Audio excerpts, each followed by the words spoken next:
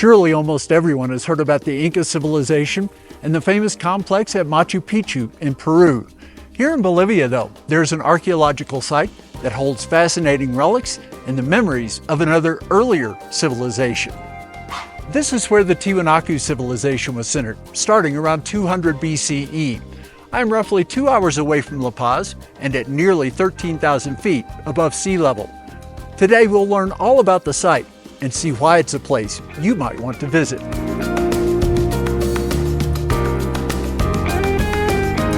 (200 BCE for the founding of this site is still up for debate. When the ruins here were first discovered, scientists believe that they could be up to 11,000 to 17,000 years old. In subsequent years, that was revised, and the thought was that the civilization arose around 1600 BCE. With more study, archaeologists landed upon the date of 200 BCE. Now there is more speculation that the site is not even that old. What is known is that the Tiwanaku civilization began growing here in the first few centuries AD. From 350 to 700 AD is when the city that was located here was at its zenith. Estimates are that somewhere between 10,000 and 20,000 people lived here. That's a best guess, as some scholars think that the place had more residents than that. The city covered an area of around 4 square kilometers, or close to 1.5 square miles. In the 10th century, experts say that Tiwanaku went into decline. By the end of the 11th century, the site had completely collapsed. The reason for that is not totally clear, but most guesses are that a catastrophic drought had something to do with it. The ruins here are now designated as a UNESCO World Heritage Site. I visited the Tiwanaku ruins on a day trip out of La Paz. It was extraordinary, being able to walk through the site and explore what remains of a culture that not too many people know about. As always, when visiting a site such as this, I wonder about the people. What life was like for them? How difficult was day-to-day living? What made them happy? What were their fears? Most of the ruins that have been discovered are concentrated in this general location.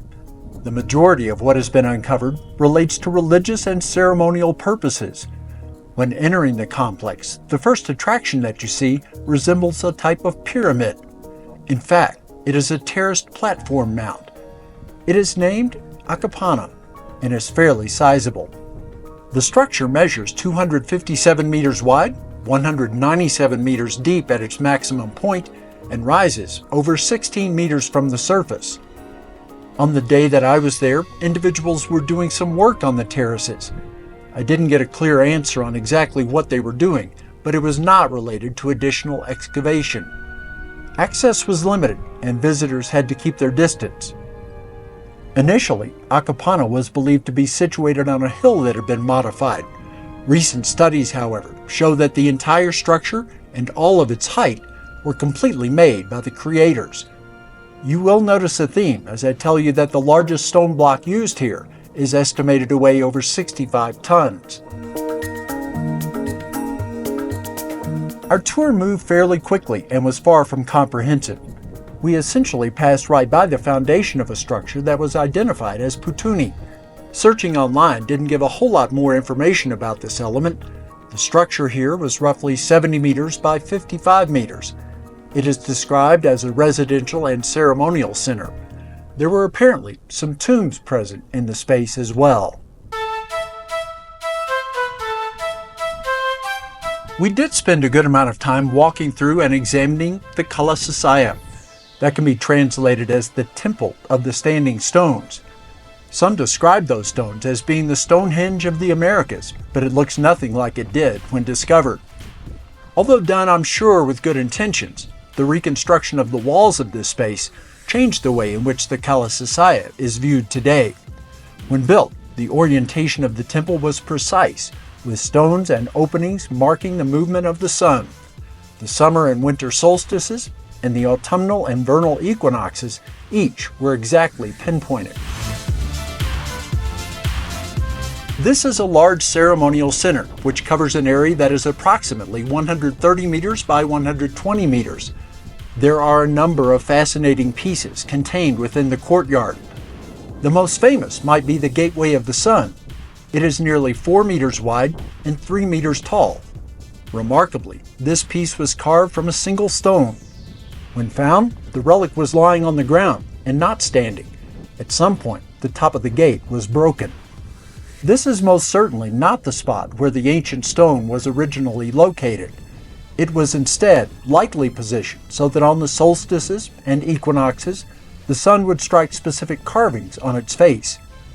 There are 48 carved figures in all, and some speculate that it served as a calendar.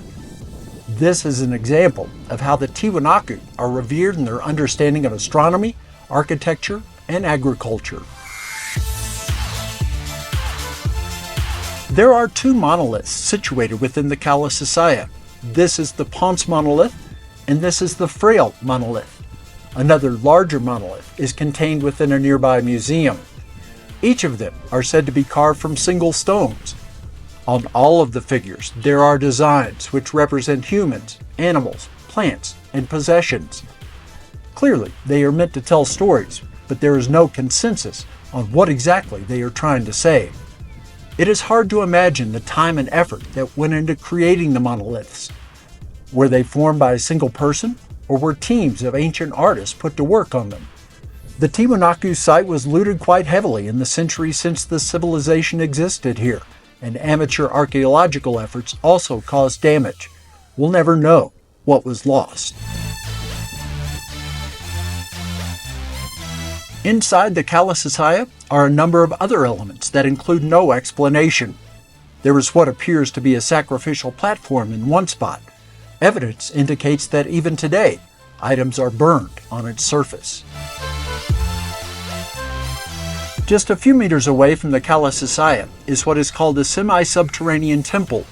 You enter via centuries-old stone steps. The space is relatively small and nearly square, with dimensions of 91 feet by 85 feet. There are 3 small monoliths at the center. This structure is also oriented so that columns line up with the major positions of the sun through the year. The walls here were sunk into the ground instead of simply rising to the sky. That, however, is not the most amazing feature of the walls. Look at these sculptures of heads that are embedded in the walls and extend away from that surface a bit. There are somewhere between 175 and 200 of the faces staring out into the middle of the square. Each is distinct, with the features of one different from those of the next. Our guide said that they represent the various cultures encountered by the people of Tiwanaku. Other theories suggest that they are the faces of those who were vanquished by the civilization.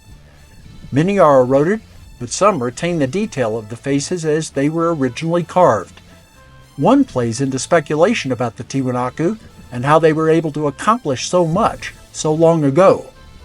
This face does not look human and is very similar to many depictions of alien life forms that are seen elsewhere. It is intriguing, at the very least. On my tour, we visited one additional archaeological site. This is Puma Punu, and it sits about 1 kilometer from the main complex. It was once a platform mount, but is now a jumble of big stones. The key word there is big.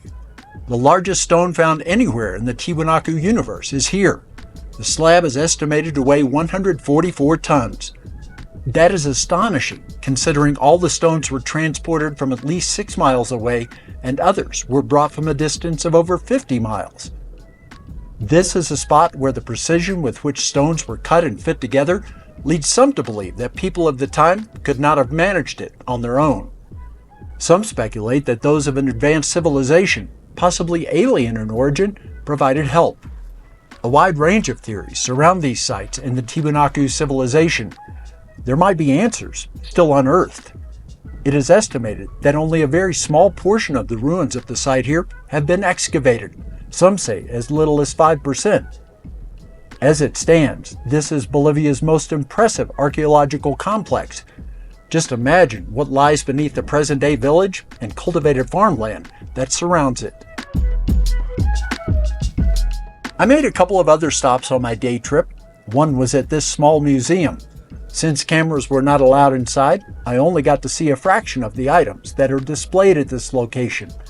It is home to that largest monolith, and I must say that seeing it is spectacular. While everyone else in my group stopped for lunch, I walked in the main square of the village.